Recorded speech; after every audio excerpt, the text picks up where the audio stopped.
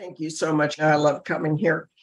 I see so many faces that I that I see every Saturday. It's awesome. This is a great thing that you guys are doing. And I don't know if you intended it to be this big when you started it out, but bam, everybody knows about this. I'm going to go ahead and share a screen and put my slides up there. Since I work so hard on them, I don't really know how to do this. So this is actually a big deal for me. Now, let's see. Yeah, it's time to start wishing for a better past. I heard that expression. I was like, okay. So starting at the beginning. Yes. It's time to stop wishing for a better past. And this is how I create my workshops is I'll hear something. I heard this in a meeting. And I thought, that'd make a really good workshop. So I created this around it because it's true. I used to always, gosh, if I'd had a better upbringing, how different my life would be. And then I started contemplating that, and I said, no, if I wasn't forced into recovery because I was so miserable, it would be a lot worse. I don't have any idea how my life would have turned out, but I do know that the things that happened in the past aren't happening anymore. Amen. So let's talk about the Straight Outta Coda. This is on page 19 of the 3rd edition. Experiencing fear and shame as children. As children, our identity, as well as our relationship with our higher power, ourselves, and others, were damaged each time we were abused and neglected. We felt shame and naturally feared its reoccurrence, yet we allowed our sense of self and well-being to be shaped by those who abused and neglected. As children, we had no choice. We survived skills in order to cope. We controlled or avoided potentially volatile circumstances. We cast away our childhood, tried to become little adults, or rebelled. Many of us didn't understand our actions because they were often instinctive. When we felt overwhelmed or stressed out, we relied on what we knew best to survive. And those are the patterns. This is what we're talking about, the survival skills. Those are patterns. The character defects, actually, I heard something neat the other day. There's a woman that calls them character defaults, which I think might be more accurate. My default is to use the patterns. So we've got character defects. Those are patterns, survival skills, toolkit, whatever you want to call it. Those are your use of the patterns. That's how we made it okay. That's how we dealt with things. Got that out of the way. Survival skills are the patterns you use to adjust to each situation, both as a child and now as an adult. If we could have left those skills behind us, we would have, but we didn't even know we were supposed to do that. I brought these skills forward, lived as they were, thinking I had it made. I had it going on. This is how you do these things. And custom presenter view. Maybe not. Maybe not. Escape. I'm just like this. I'm no good at that. All wishing I can do right now will not alter anything that's already happened. And it's a useless waste of time for me to keep wishing I had a different upbringing. I think it would have been nice, but hey, what do I know? All my best ideas got me a seat in AA first, and then it got me a seat in CODA. That's as far as I got. And yet, don't you wish you could go back and alter the facts of your past, knowing what you know now? Well, who doesn't wish that? I would like a redo. I'd like a restart. Maybe a time machine sort of a thing. I've already grown up, got all this recovery, went through all the crap. Now I would like a do-over. I want to go back so I could tell people these things that I should have told them, should have gone boundaries, should have done a lot of things. Should have that chance. Because when I was born, just like you, I was completely innocent. I didn't even speak a language yet. I didn't know my own name. I didn't know anything. And it was beautiful. Okay, I got attention when I was wet, when I was hungry, when I was tired. My needs were met just by me screaming. It was great. That stopped working as soon as I learned a language. Now I have people telling me about myself. Oh, you're so chubby, right off the bat. I was born bald as an egg. My mom would dress me up in these pink dresses and stuff like this, put a bow on my head with tape, tape a bow on there. And people would still say, "Oh, what a cute little boy you have." Okay, but I didn't know that. I didn't speak language yet. Maybe if I spoke language, that might have had an effect on me. Who knows? So once I learned the English language, people started telling me about myself, and they told me what my defects were. And I agreed with them because obviously they were the bigger people. They were grown-ups. They were taller than I was. Everybody's taller than I am, but even back in that day, everybody's bigger than me. And so obviously they know more than I do. So I agreed with them. Now, accepting, this is important, acceptance. Accepting something doesn't mean it's acceptable. It just means that, yes, that is what happened. It's more of an acknowledgement. I think Mary is starting to use the word acknowledgement instead of acceptance now. And I like that better. I like acknowledgement more. Yep, that happened. Not happening anymore, but it did happen then. Ultimately, what else is there but acceptance?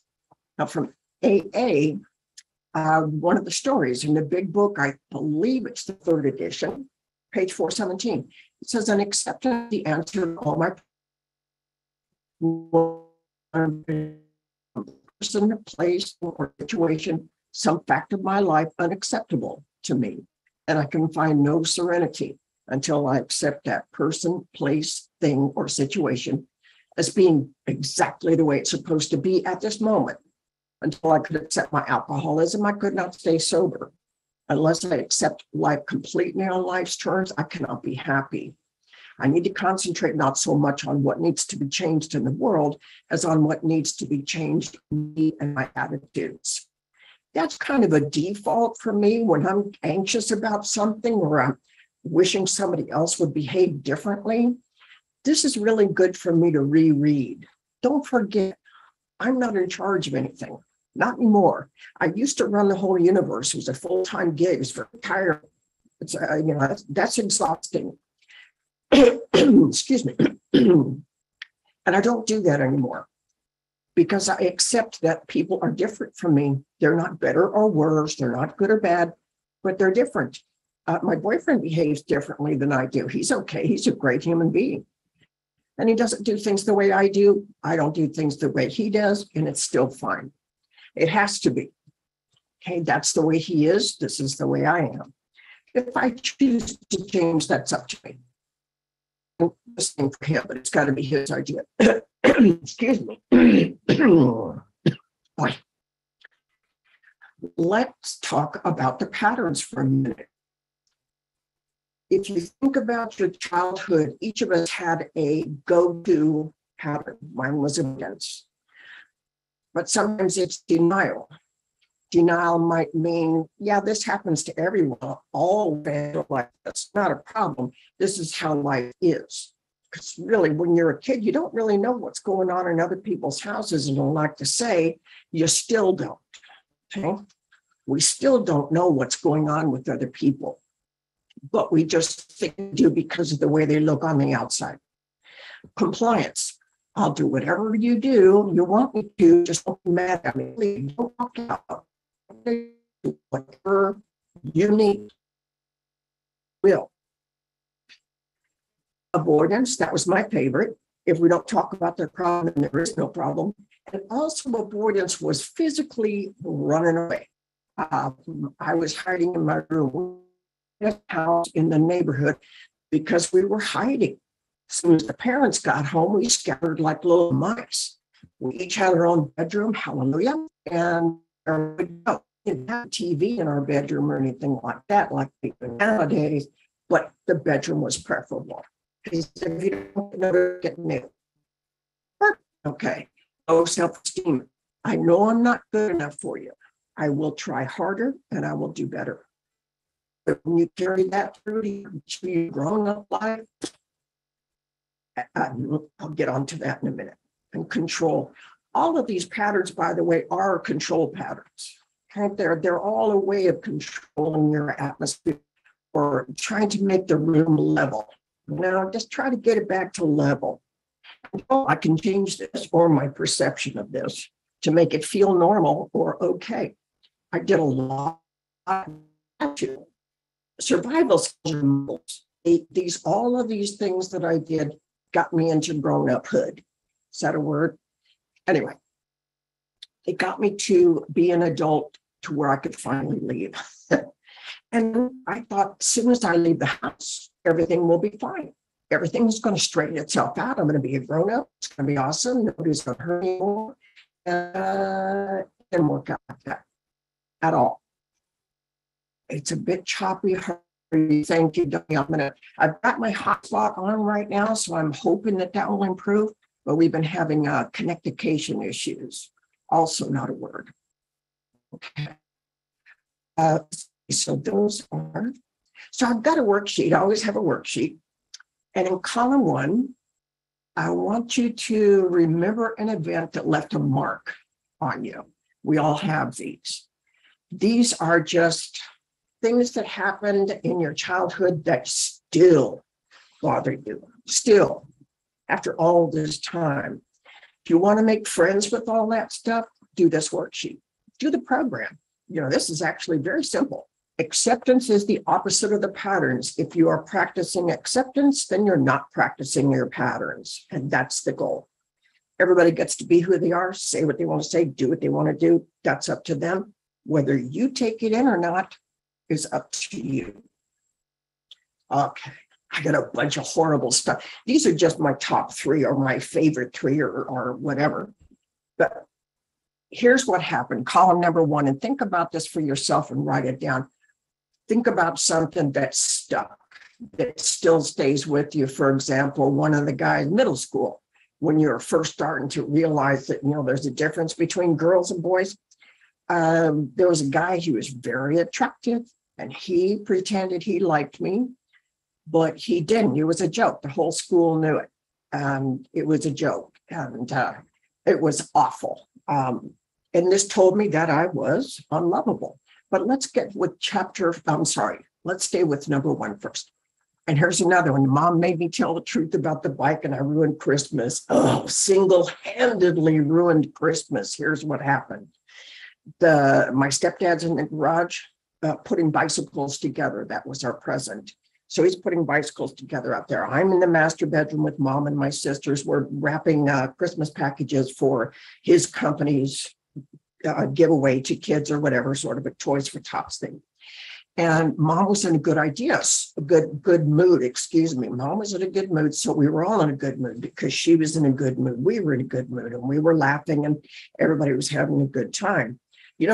Things can turn on a dime in that house. She told me, throw this away, go throw out the garbage. She had a big bag of garbage for me. Okay, go throw that away. Well, the garbage is in the garage. And I'm sure she forgot that or just didn't, I don't know what she expected me to do, but I opened the garage door, saw the bikes and froze. I mean, now I've obviously, this is going to be bad instantly. And it was. I heard Mom slamming her feet down onto the carpet as she's racing towards me down the hall. Because I closed the door, panicked and closed the door. She said, what did you see? And my sisters are standing there. It's their Christmas too. They don't know about the bikes yet. And so I'm standing there going, what should I say? If I tell the truth, then I'm going to ruin. I didn't know what to do. And so Mom repeats herself with, with this pinching thing right here. And what did you see? And so I told the truth like an idiot. I saw the bikes. Well, you didn't have to say that. You could have just said I saw it. Wow, okay, I'm wrong again. I'm stupid again. I'm bad. I'm bad. I know that. But I'm always wrong. It doesn't matter what I had said. Now, we had just been laughing and having a great time. Now, I have completely ruined Christmas. I'm a terrible person. I'm going to go to bed with that feeling again that I'm unlovable. I mean, I'm wrong. I'm stupid. Next one. My boss dressed me down for being late in front of a girl that is late every single day. Now, when I say late with this other girl, she wasn't a few minutes late. She was half an hour to an hour late every single day, but they were friends. So the girl would come in flustered, making up the excuse du jour. And the boss said, yeah, roll her eyes, and that'd be the end of it. I came in late one time, about 5 minutes, and I was panicking. I hate to be late. I'm one of those obsessively on-time people, but I forget what it was. It was something that was out of my control. And so I come running in there and I said, oh my God, I'm so sorry. And I started explaining what happened. And my boss dressed me down in front of this girl who was late every single day. I was just furious. Okay. And I felt like I was less than. The boss clearly prefers this other girl to me. So far, I'm unlovable. I'm stupid, always wrong, and I'm less than. I got quite a thing going on here. So the third column, what did I take away from this? Specifically, I'm not good enough on my own merits. With Bill, the boyfriend that pretended to like me, I'm unlovable. I'm not good enough on my own merits. I'm going to have to try harder. I'm not doing this right. I'm going to have to try harder. And when mom made me ruin Christmas by talking about the bikes, I felt stupid, always wrong. And my takeaway from that is that I didn't gauge her mood correctly. I'm going to have to try harder. I should have known that somehow it was going to turn on a dime. I should have known that. And I didn't foresee it. And that makes me wrong. I took the blame on myself. That gives me the feeling that I still have control over the situation. And that's a key, by the way. As long as I can blame myself, that still tells me that I have a measure of control here, that I could have done something to change that situation. Not their fault. It's my fault. Okay, boss dressed me down in front of this other girl. I felt less than, and I was, obviously boss prefers her to me. And I said, life is fair for everybody but me. I'm going to have to try harder. I'm going to have to behave differently so the boss sees me the way she sees her, and so that I can, get up there somehow. I'm not doing it right. Whatever it is, I'm the one that's lacking the skills here. Everybody else seems to be getting along just fine. Why is it so difficult for me? Number 4, specifically, what pattern did I use to adopt? What did I use?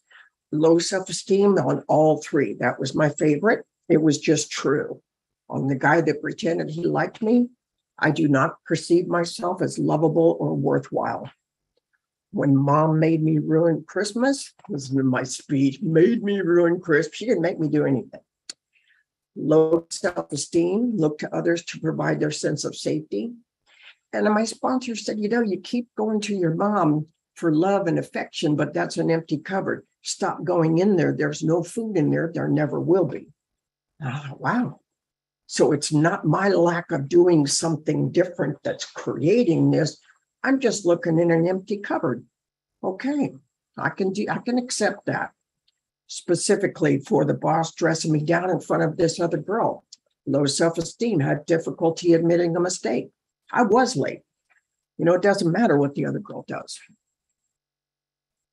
So number 5, how would I react to the same situation today? If I could, after living my life the way it is, get in a time machine, go back and redo this. Bill would have never, I wouldn't have been attracted to him, and he would not have been attracted to me. Here's the beauty of codependence. Here's what I know. Once you finish working the steps to the best of your ability, those kind of people are not interested in you anymore. You're not throwing out the radar that you're available, or you need to be taking care of someone, or that you're an easy mark. That's what I was looking for. They're not going to be attracted to you anymore. And you're going to see them coming a mile away. Okay. For mom, when she tried to make me ruin Christmas, she made me ruin Christmas about saying, when she said, what did you see? I would have said, Mom, are you sure you want me to say this out loud? Why is that so difficult? Why was that so hard for me? It was unthinkable to say something like that to my mother. God only knows what she would have done. Probably would have been physical. But that's so easy. Look at that codependent statement. Mom, are you sure you want me to say this out loud? What is so hard about that? But I froze. I couldn't think. And my boss dressed me down for being late. How would I react to the same situation today? You're right. I am late. I apologize. Period. It doesn't matter what this other girl does. She is not me. We are separate people. My boss can treat her however she wants to treat her and treat me differently. Doesn't matter. That's up to her. It's up to me how I perceive this. I was right. I was wrong. I mean, I was late. I was wrong. Okay. I was wrong. I was late. Period. None of the yeah buts. One of my sponsors used to tell me, because I would yeah but her all the time. She'd say, yabba dabba do. Okay. Just don't even bother with the yeah buts. Put those aside. Those don't count. It doesn't matter what this other person's doing. If you're late, you apologize. The end. The end. Then you're done with it. You don't have to carry anything forward. Nothing. You don't have to be angry. It's up to you. Of course, if you want to be angry, it's always up to you. But you don't have to be anymore. All my childhood hurts are in the past, and those things aren't happening anymore.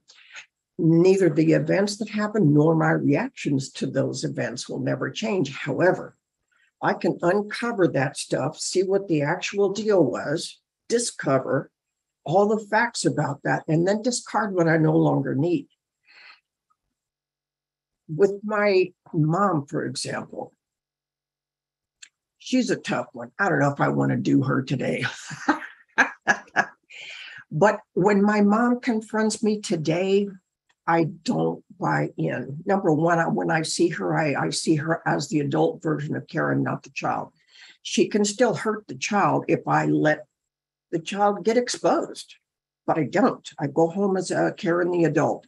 And we're just two women in the world. Her role for me finished like decades ago. She's done raising me. We're all finished with all of that nonsense. So now I am just another woman. She's just another woman. If she wants to give me unsolicited advice in the guise of being helpful, that's fine. My reaction to it is different these days. I just don't take it in. Normally her advice tends to be a little, well, she doesn't have any recovery. So it's going to be self-serving and stuff like that. And I used to eat that stuff up. But none of these things are happening today. So the only time they hurt us is when we think about it. That's a tough one, because how do you stop yourself from thinking about something? Heidi A. did a really good workshop on obsession. What did she call it? About breaking obsession. I forget what it is. Heidi A. Look it up. It's got to be somewhere on YouTube or something like that. It's awesome. And she talks about specifically how you stop obsessing about things and what a waste of time it is. And so look that up if you can. It's marvelous. Even Mary says what you think shapes how you feel. What I think about something absolutely shapes how I feel about it. And it is up to me. I'm not helpless. I'm not a victim. What is my I love this. My sponsor always says, no, you're not a victim, you're a volunteer, because you know better now. You know better. You know that you don't have to believe everything that's said to you. You're just volunteering.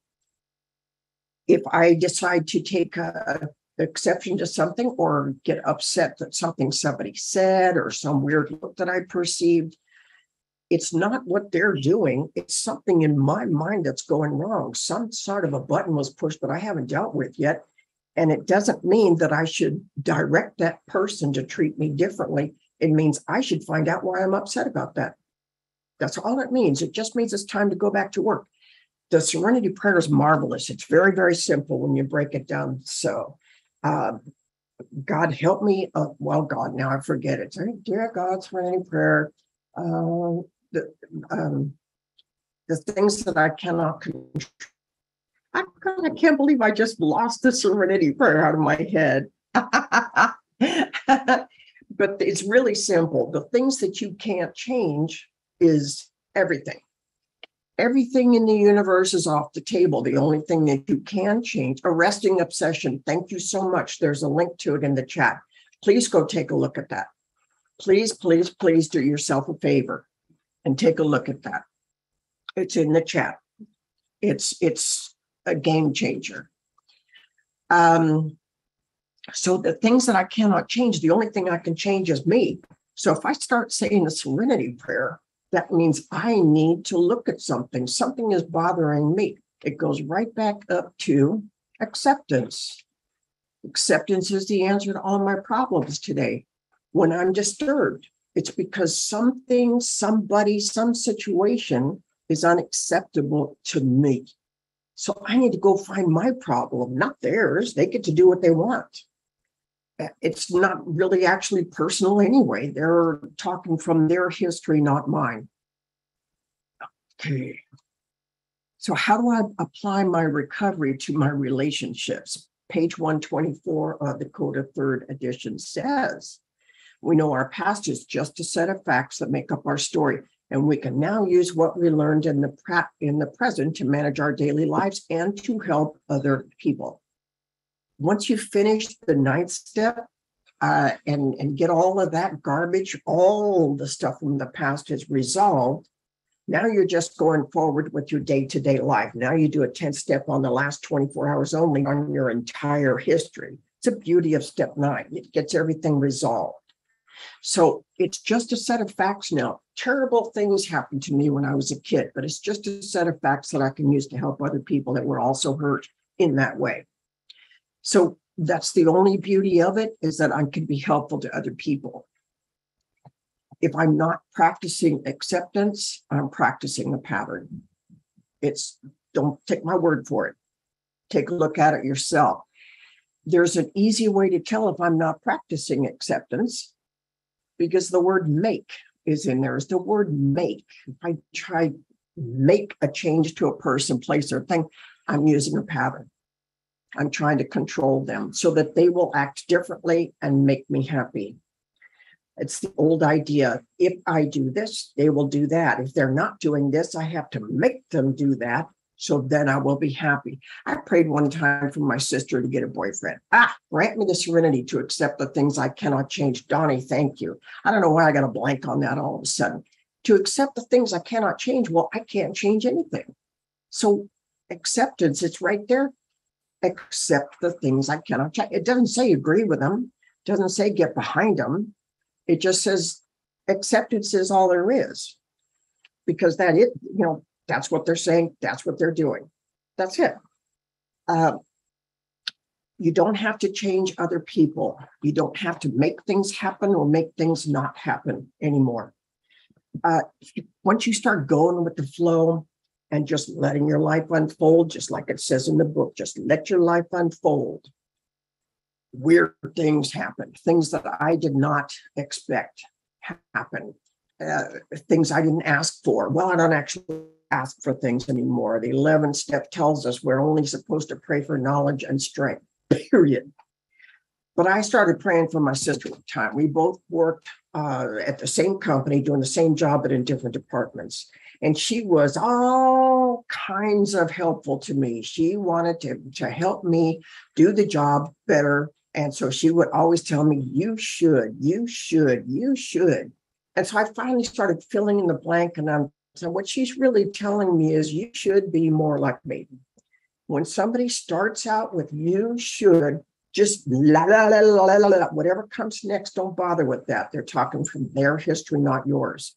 Just fill in the words, be more like me. That's their history and not yours. And nobody can make me feel anything either, unless I agree with it. In order for somebody to hurt me, I have to value their opinion. And I valued everybody's opinion over my own. That's how I got hurt so often. If I agree with their assessment of me, then it's true. But I always get to decide this for myself, always.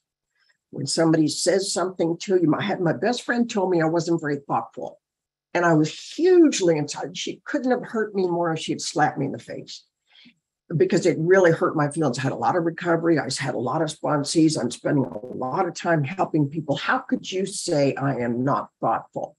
So rather than getting mad, because it immediately, my reaction was just fury. I was like, boy, you got a nerve saying something like that to me, best friend or no.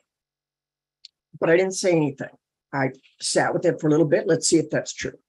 Well, in certain ways, that is true. I'm not that type of person that when somebody's sick, I'll brew up a pot of chicken soup and go take it over there, homemade stuff like that. Those kind of people are very thoughtful. I'm not that way. I give my time away. My time is currency. So I spend a lot of time sponsoring people, helping people, a lot of workshops, things like that. And I spend a lot of my time in recovery, but that's different from being thoughtful. And so in a sense, she was right about that. It's not, that doesn't make me bad. Her right, me wrong. Her good, me bad. Doesn't do anything like that. She's just different from me. I don't have that trait that she has. Doesn't make me a bad person. Whereas it used to equal you're a bad person if you don't do things that they do, And boy, it's hard to comply with everybody in the world. Everybody's different. It's like pulled 1,000 different directions. Once my perpetrator is finished with me, that's when I take over. And I can either automatically agree with them or I can decide for myself what I've just heard is true or not true. It really is that simple. It's hard. Practice. Your initial reaction, if your little girl or little boy comes up and ready to fight, then this is something you need to work on. You need to figure it out. Why is this bothering me? Why is this bothering me? Not why did they say that? Okay, that's immaterial. It doesn't matter why they said that. It bothered me, and that's what I have to look at. Why is this bothering me? Is that true or not true? And if it's true, is it something I need to change? This thing about you're not a very thoughtful person, I don't need to change into a pot of chicken soup person.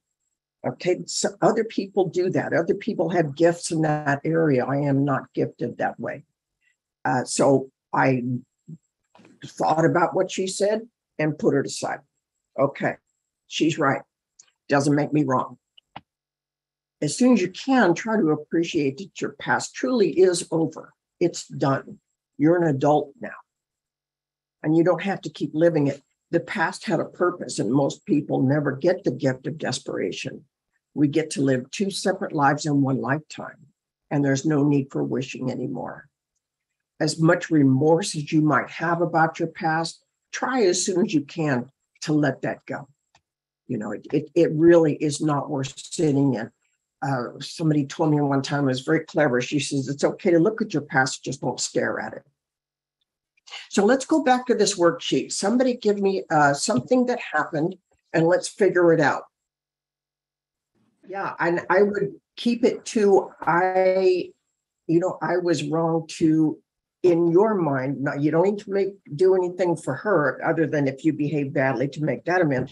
But you should remember that you set her up. Go figure out why you set her up. Why did you need her to fail? Because you knew she would. So she's a different person than you are. Sounds like she's casual, laid back, whatever type of person. And you're not that way. So she's not like you. So that means you're going to do this stuff if you want it done. And she will either go with the flow or not. Right? Yeah, that's a good one. Wow. Very cool. Thank you for sharing that. That's got to be, the funny thing about, well, it's not funny. When we're children, we can't say, you make me angry, or I hate you, or, to parents, to siblings. We can't say that because what's going to happen? You can't say, I hate my mom. You can't say, Mom, I hate you. Can't say anything like that. Well, at least when I was growing up, I don't know what they do nowadays, because what would happen? I'm in a bad situation, but it could be worse. It could be a lot worse if I blow the family up. So, okay, thank you very much for sharing that. Yeah, statements. taking responsibility for what we do, oh my goodness, that is so freeing. But it used to feel, I can't say that. That makes me smaller. I'm already small. What is it I heard today? You can't fall down from the floor. You're already down there as low as you're going to go. You can't go anywhere from there. Yeah, the shame is because you believed it. And that's the beauty of it. You were a child, you believed, because that's what children do. They believe people that are bigger than they are. But now that you're an adult, you can decide whether what anybody says to you is true or not true. You get to make that choice now. So remember, when you get that button pushed, remember that you get to decide whether that is true or not. You get to decide how you feel about everything. I'm thinking with that situation, you might have given up your truth to gain the approval of others or to change, because you accepted what he told you about.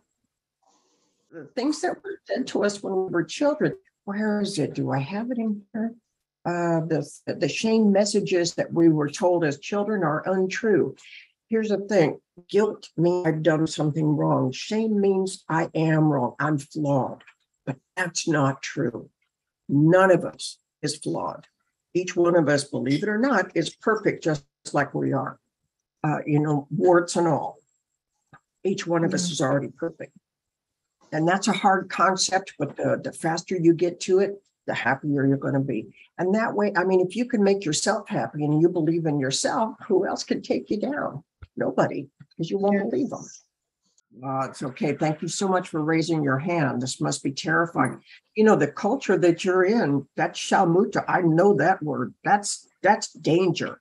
That's what that is. When somebody uses that word on a woman in your culture, you're in danger, physical danger. So I'm sorry that happened to you. That must have been really, really scary. And it seems like it doesn't matter what you did or did not do, you're still to blame. Always to blame. Yeah, the woman in particular is always the one that's at fault, no matter what. Oh, yeah.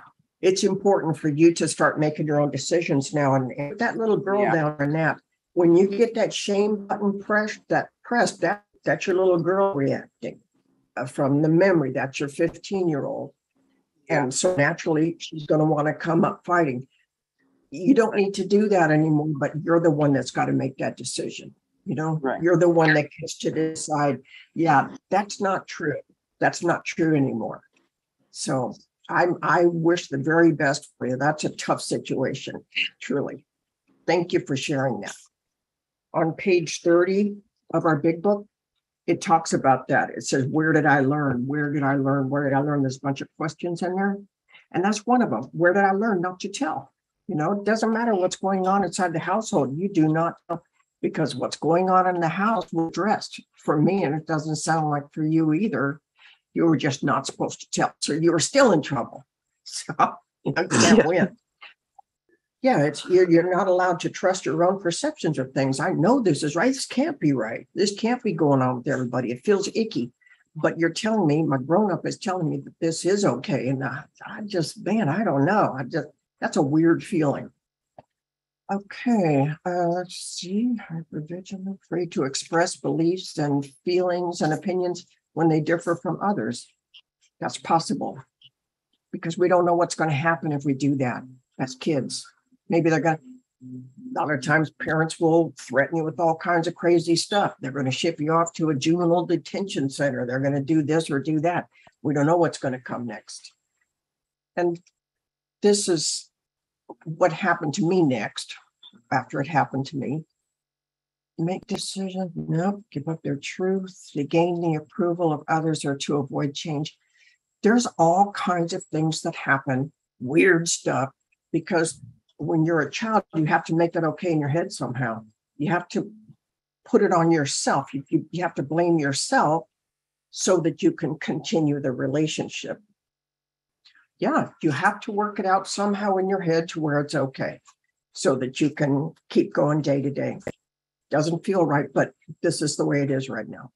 Yeah, and then, so many repercussions later. You don't trust your own judgment. Stay in relationships too long, thinking, well, the problem's me. It's got to be me. someone in the room is upset, it's because I did something wrong. Always. Yep. Yeah, not cool, but thank you. Thank you for sharing that. This is good stuff. And I noticed something. I came across another worksheet from another thing that I did that might be fun to look at too. Factor crap. What do I think about myself? Experience. I have to work hard at maintaining a relationship. Well, I haven't read this in a long time. Another example, I'm not very smart. Things that you think you know about yourself. How did I come to know this? Music, romance, novels, and movies taught me that suffering means I'm in love. Is that crap or is it a falsehood or exaggeration? It's a falsehood. It's a myth that only healthy people think is real, that only unhealthy people think is real. And is it a fact, a truth known by actual experience or observation? If I have to work hard at upholding a relationship, I'm the only one in it. Ooh, that's good stuff. Example, I'm not very smart. Growing up, everybody around me seemed smarter and got better grades. That's an exaggeration. Just because I didn't get an A doesn't mean I got an F. The words smart and stupid are just words I use to compare myself to others. Well, that's a great one. That's awesome. So yeah, our perceptions of things and the way we treat each other, it's no good. And it really is up to us. We get to decide everything. We get to decide everything, how we see ourselves, how we feel about ourselves, what we think will, let me see, what I think shapes how I feel. And it's tough. This is tough stuff. Nobody said this is going to be easy. I think I put in the front of my book is none of this goes down smooth, because it doesn't. Any questions or comments or anything that you want to share or talk about, please do so. I think that too. It's so funny that what we talk to ourselves about. Well, my sponsor in AA put me on a man band for a year. And I thought that was just, a whole year, that seems a little outrageous. But she wanted me to work the steps and without getting involved with somebody. And after a year, I came to the realization that I really should not have relationships. I'm not qualified. And I wasn't. And so I just kept it going. 5 years down the road, I tripped over the guy I'm with now. We've been together for over 15 years. He just happened to show up in my life. There he was. Because I wasn't looking. And what they say about that is true. Once you stop looking for love, because if you look for it, you're not going to find it. It's like they say about a spiritual awakening. If I had gone looking for a spiritual awakening, I probably wouldn't have had one. So if you are looking for love, you're not looking for that. You're in fear. Mary talks about love versus fear a lot. If you're either acting in love or you're acting in fear. Somebody said the word free. I was free. And I forgot to follow up on anger to me and a lot of people. So talks about, there we go. Anger to me equals fear. Just put anger at the top, draw a line down to fear. Fear is either one of two things. You're either going to lose something you already have, or you're afraid you're going to not get the thing you want. And it's one of those two things every time when you're in fear. If you're in love and acting in love, that thoughtful thing that my best friend taught us, said, you're not very thoughtful. Well, it depends. If I go and make a pot of chicken because it's probably because I want something out of it. Okay, because I'm not that way. I'm not the pot of chicken soup person. So if I do it, I probably have a motive that's not very good, and that's acting out of fear. For example, if it's my boss that's sick, maybe I want to make sure that I get the next promotion. So I'm going to bring a big pot of soup, big one, and crackers and everything, so that she'll remember me and give me the promotion or the raise. That's acting out of fear. It has nothing to do with, I hope she feels better. You want to know what's funny? The problem with it, see, the problem with perfection and ratings and grades and things like this, I didn't realize, they're starting to realize that other people learn differently.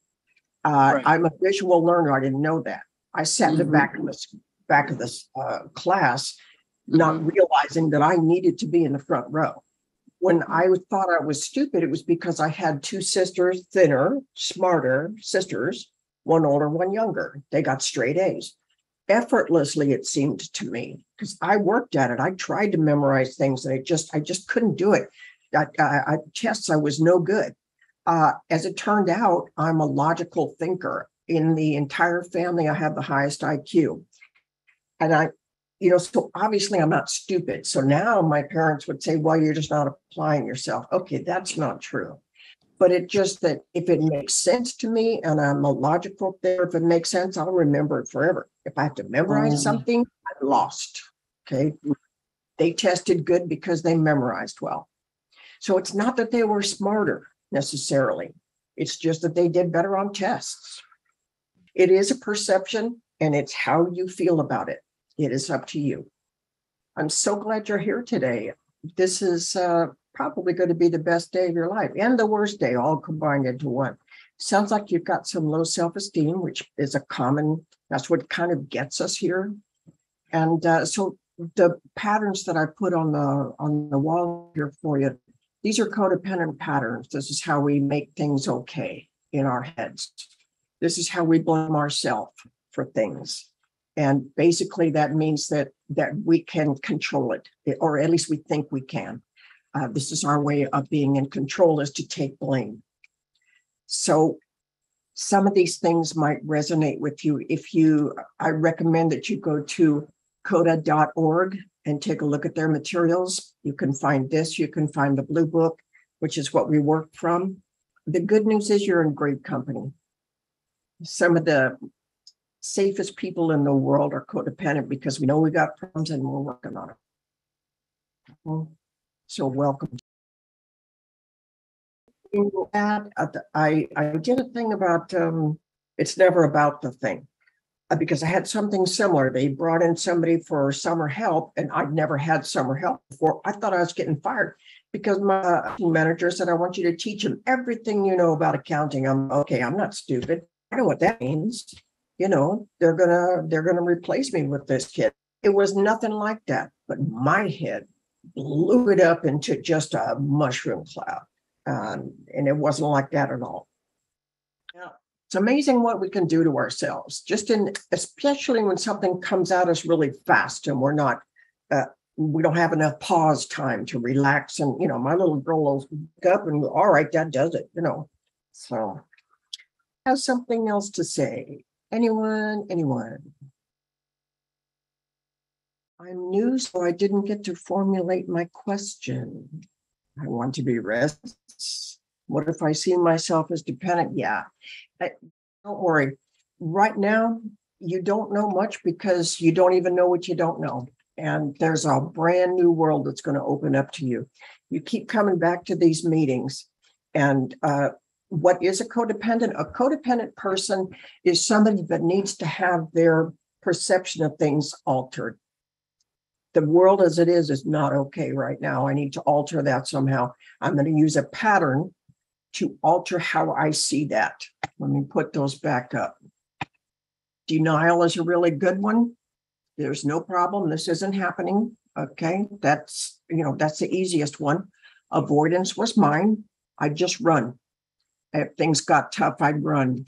Control, trying to control the room or the feeling or the demand that their needs be met by others instead of demanding or meeting your own needs. It's an inside job. Codependents look to other people to tell them they're okay. When you get into recovery, you learn that you're the one that gets to tell yourself whether you're okay or not. And there's let's see. Yep. What is codependent? Okay, I got that one. And that's really what it is. When you let somebody else decide if you're okay or not, that's a codependent. And I think it's time for me to turn this back over to